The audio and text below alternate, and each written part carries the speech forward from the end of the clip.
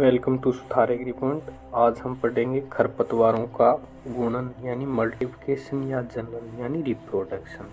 तो अभी देखेंगे खरपतवारों में मुख्यतः जैसे लैंगिक और अजैंगिक दोनों जनन पाए जाते हैं। तो अभी लैंगिक जनन में कौन सा हुआ? सीड द्वारा। तो फर्स्ट हो गया अपना सीड द्वारा यानी बीज द्वारा, बाई सीड।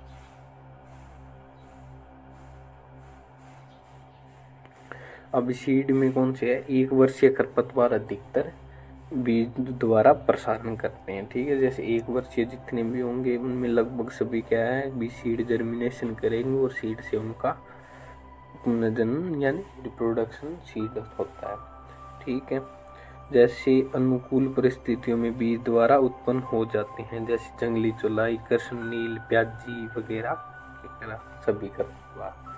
अभी अपना और नेक्स्ट है जैसे अलैंगिक जनन में कौन कौन से करते हैं, जैसे इसमें प्रोपोगेशन मेथड आते हैं सभी। तो इसमें फर्स्ट रहेगा अपना बाई रूट यानी जड़ द्वारा। अब जड़ द्वारा कौन से खरपतवार अपना प्रवर्धन करेंगे? जैसे कुछ खरपतवार जड़ों द्वारा अपना प्रसारण करते हैं। इसका फर्स्ट एग्जाम्पल है जैसे हिरणखुरी यानी ये जंगली गोभी, ये अपना प्रसारण किससे करते हैं? जड़ द्वारा करते हैं, एक्सेट्रा एक्सेट्रा। और नेक्स्ट है जैसे तने द्वारा किनका प्रसारण होता है? इनमें क्या है, स्टेम्स पर नोड पाई जाती हैं, हल्की हल्की गांठें पाई जाती है, और उन गांठों से क्या होता है, नए पौधे का जर्मिनेशन होता है। जैसे वो किसी जैसे वो हमने उन्हें कहीं से भी कट कर दिया तो उसमें से क्या होगा, जो प्रत्येक जितना कट किया हुआ उसमें जो भी गांठें होंगी ना, उनसे क्या होगा, जड़ों का निर्माण शुरू हो जाएगा और नया प्लांट तैयार हो जाएगा। इसका एग्जाम्पल है जैसे दूब घास। ठीक है, नेक्स्ट अपना है जैसे पत्तियों द्वारा। तो पत्तियों द्वारा किसका प्रसारण होगा? पत्तियों द्वारा होगा जैसे कुछ खरपतवार हैं जैसे बोगनविलिया का प्लांट होता है, और ब्रायोफिलम। इसकी क्या होता है, जैसे पत्तियों पर जो इसकी पत्तियां होती है वो जैसे जमीन पर गिरती हैं तो उनसे एक नए पौधे का निर्माण हो जाता है और उनसे कलियां निकलनी शुरू हो जाती हैं। तो जैसे यानी ये प्लांट है, ये इसके ऊपर जैसे ये पत्तियां लगी हुई होती हैं छोटी छोटी, जैसे ये जैसे ही जमीन पर गिरेंगी तो एक और जड़ें निकालने शुरू और एक नया प्लांट वापस तैयार हो जाता है। तो इसी से इनका रिप्रोडक्शन होता है। तो इनमें रिप्रोडक्शन जैसे सभी माध्यम से होता है, जैसे जड़ द्वारा, तने द्वारा और पत्ती द्वारा और बीज द्वारा। लगभग सभी एक वर्षीय में बीज द्वारा होता है और द्विवर्षीय और बहुवर्षीय में तने यानी कोर्म्स, गांठों द्वारा, जड़ों द्वारा, स्टेम नोड द्वारा, यानी सभी प्रोपोगेशन के मेथड्स काम में लेते हैं। अभी नेक्स्ट है अपना इसमें डिसेमिनेशन ऑफ वीड यानी खरपतवारों का विस्तार कैसे होता है। डिसेमिनेशन किसे बोलेंगे? जैसे खरपतवार, यहाँ पे खरपतवार के बीज थे इस प्लांट से, तो ये दूसरे प्लांट में इनका विस्तार कैसे होता है, यहाँ पे ये कैसे पहुँचेंगे। या जैसे हमारा ये खाली हुई खेत था जिसे हमने उन्मूलन करके सभी खरपतवार हटा दिए और ये वीड भरी है, फिर भी इसमें वीड कहाँ से आएंगे? तो इसे बोलते हैं डिसेमिनेशन या वीडिंग, खरपतवारों का विस्तार। अब खरपतवार अपना विस्तार बहुत जल्दी करते हैं, तो इनमें क्या रहता है, फर्स्ट होगा इसमें विस्तार हवा द्वारा, यानी हवा द्वारा खरपतवार के बीज क्या है, एक स्थान से दूसरे स्थान पर कैसे पहुंचते हैं। यानी जिन खरपतवारों के बीज हल्के होते हैं और वो क्या करेंगे, हवा में एक स्थान से दूसरे स्थान पर पहुंच जाएंगे। अभी दूसरे स्थान पर पहुंच जाते हैं। इसमें एग्जाम्पल हो गए मदार, यानी जिसे हम आक बोलते हैं, आक। अभी इसमें आपने देखा होगा ऐसे होते हैं और उसके आगे ऐसे हल्के हल्के पंखनुमा संरचना होती है, बहुत हल्का बीज होता है। जैसे हवा आती है हम उन्हें पकड़, उनके जैसे ऐसे ऐसे होता है, वाइट कलर का उड़ता रहता है, यानी वो आग होता है। एग्जाम्पल सेकंड गेहूं सा, इनके बीज क्या है, हवा द्वारा एक स्थान से दूसरे स्थान पर विस्तारित यानी चले जाते हैं।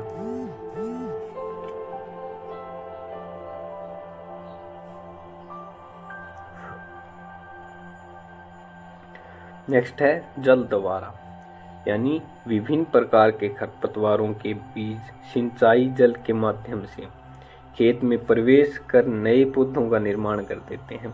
यानी इसमें क्या होगा, सिंचाई द्वारा किनके आएंगे, जैसे ये नहर है, इसके यहाँ पे चारों ओर वीड लगे हुए हैं, क्योंकि नहर की सफाई कोई नहीं करता तो वो वीड कोई नहीं काटता। अब जैसे ही यहाँ पे परागण हुआ और बीजों का निर्माण हुआ, वो बीज क्या है, इस पानी में गिरते रहते हैं। अब ये पानी क्या है, सीधा हमारे खेत में आके सिंचाई के लिए काम में ले लिया, तो क्या होगी, वीड है वो इसके अपने खेत में आ जाएंगे यहाँ से। इसी तरह जैसे अगर हम दूसरे के खेत से कुएं का पानी अपने खेत में ला रहे हैं तो उसमें भी आ जाएगा। जैसे अगर खुले नाले से पानी आ रहा है तो उसमें भी वीड हवा से उठ के उसमें गिरने के बाद वो क्या है, हमारे खेत में पहुँच जाएंगे। तो ये पानी द्वारा भी बीजों का प्रसारण होता है। अब नेक्स्ट है पशुओं द्वारा, यानी एनिमल्स बाय एनिमल्स। पशुओं द्वारा खरपतवार हमारे कैसे प्रवेश करेंगे, इसमें देख मेन एग्जांपल ये देखो, कुछ खरपतवारों के बीज कांटेदार होते हैं जो पशुओं के शरीर पर चिपक जाते हैं और अपने खेत में, जैसे भरूट है, बरू घास है, गोखरू, लटजीरा आदि। तो इसमें क्या रहता है, ये जैसे हमारे या पशु जैसे पशुओं के बालों में चिपक गए, चिपकने के बाद जैसे वो अपने खेत में आया, आकर उसने अगर जैसे खुजली की या जो भी उसने अपने पेट जहाँ पे लगे हुए थे वो वहाँ से उतार देगा, तो क्या होगा, वो अपने खेत में आ जाएंगे। या कहीं से पशुओं ने घास खाया तो उसके बीज क्या है, उसके स्टमक में चले गए तो वो वहाँ पे स्टोर होते हैं, उनका जैसे पाचन नहीं होता। जैसे बथुआ है तो बथुए के बीजों का पाचन नहीं होता, तो हम पशुओं ने बथुआ खाया पका हुआ, तो अब क्या है, उसके बीज उसके स्टमक में चले गए। अब हम वही गोबर की खाद अगर अपने खेत में यूज करेंगे तो हो जाएंगे। अगर खाद यूज करते हैं तो वो भाई जैसे वो मनुष्य द्वारा हो गया, जबकि अगर वो सीधे ही अपने खेत से आवारा पशु है, उन्होंने वहाँ से चारा खाया तो और अपने खेत में आकर जैसे उन्होंने गोबर वगैरह या किया तो वो अपने खेत में आ जाएंगे। ऐसे ही पक्षी, जैसे पक्षियों ने बीज खाए और बींट अपने खेत में की तो वो क्या होगा, पशुओं और पक्षियों द्वारा भी अपने एक स्थान से दूसरे स्थान पर चले जाते हैं खरपतवारों के बीज। तो ये होगा बाई एनिमल, यानी पशुओं द्वारा।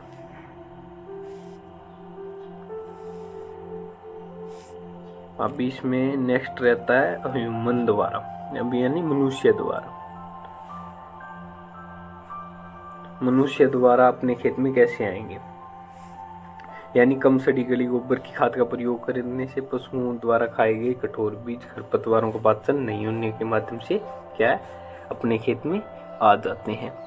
दूसरा क्या है, जैसे पशु जैसे हम चल रहे हैं और हमारे जैसे भरूट वगैरह कुछ भी अपने जैसे चिपका, जैसे हमारे कपड़ों के भरूट या कुछ ऐसे खरपतवार के बीज चिपक जाते हैं, चिपकने के बाद जैसे हम खेत में जाके उन्हें साफ करते हैं तो वो वहीं पे रह जाते हैं और उनसे क्या होता है, वो हमारे खेत में आ जाएंगे। तो ऐसे भी खरपतवार के बीजों का प्रसारण होता है। जैसे गोखरू के कांटे वगैरह हमारे जूतों के साथ चिपक कर अपने खेत में चले जाते हैं और वहाँ पर अगर हम हार्ड वर्क कर दें तो वो निकल कर वहीं गिर जाती हैं। तो इससे भी क्या होता है, मनुष्य द्वारा भी बीजों का स्थानांतरण कर दिया जाता है। तो ये क्या हो गया, ये प्रसारण हो गया मनुष्य द्वारा, यानी इसमें मनुष्य खुद अपने खेत में से लेके जा रहा है।